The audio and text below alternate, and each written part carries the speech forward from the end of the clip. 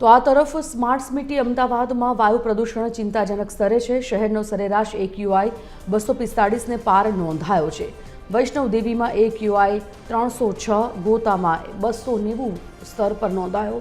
CP નગરમાં AQI 277, ઘુમામાં 255, ગ્યાસપુરમાં 273, કઠવાડામાં 240 AQI નોંધાયો।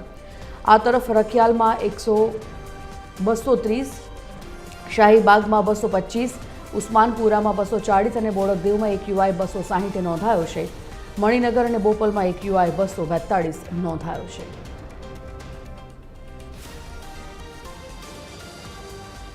Smart city અમદાવાદમાં હવે વાયુનું પ્રદૂષણનું પ્રમાણ જે છે તે દિવસે ને દિવસે વધતું જોવા મળી રહ્યું છે।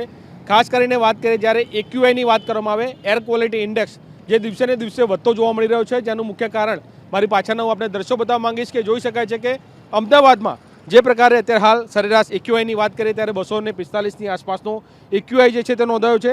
અને અમદાવાદની વાત કરીએ ત્યારે શહેરના પૂર્વ અને પશ્ચિમ વિસ્તારમાં આ જ પ્રકારે વાયુનું પ્રદૂષણનું પ્રમાણ જે છે તે જોવા મળી રહ્યું છે। અને તેને લઈને વાત કરીએ તો સૌથી વધુ વૈષ્ણોદેવી વિસ્તારમાં 306 જેટલો AQI જે છે તે નોંધાયો છે। અને તે સિવાયના વિસ્તારોની જ્યારે આપણે વાત કરીએ તો ગોતા, CP નગર, ઘુમા, ગ્યાસપુર, કઠવાડા, રખિયાલ, શાહીબાગ, ઉસ્માનપુરા, બોડકદેવ, મણિનગર અને બોપલ સહિતના જે વિસ્તારો જે છે ત્યાં આ પ્રકારે AQI જે છે તે 200ને પાર નોંધાયો છે। અને તેના કારણે થઈને હવા ક્યાંક ઝેરી બનતી હોય તે પ્રકારનું જોવા મળી રહ્યું છે।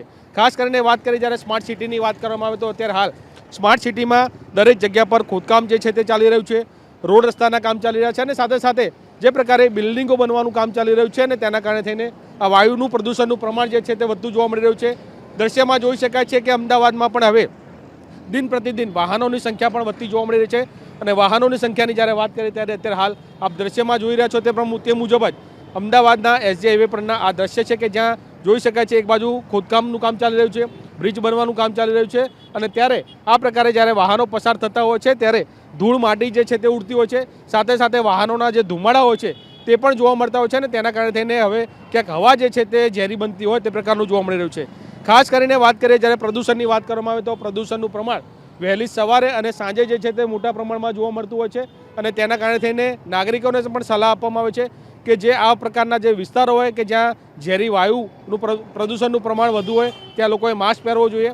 સાથે સાથે નાના બાળકો અને વૃદ્ધો જે છે તે લોકોને પણ જો જરૂર ન જણાય તો જ્યારે પ્રદૂષણનું પ્રમાણ વહેલી સવારે અને સાંજે વધુ જોવા મળતું હોય છે ત્યારે ઘરની બહાર ના નીકળવા માટેનું સૂચન પણ કરવામાં આવતું હોય છે। એટલે કે હવે શિયાળો ચાલી રહ્યો છે, દિવસે ને દિવસે તાપમાનનો પારો ગગડશે અને સાથે સાથે આ જ પ્રકારે પ્રદૂષણનું પ્રમાણ દિવસે ને દિવસે વધતું જોવા મળશે અને તેને લઈને નાગરિકોને સાવચેત રહેવા માટેનું સૂચન કરવામાં આવ્યું છે। કેમેરામેન નીતિન બગડા સાથે અભિષેક સિંહ વાઘેલા, TV13 ગુજરાતી, અમદાવાદ।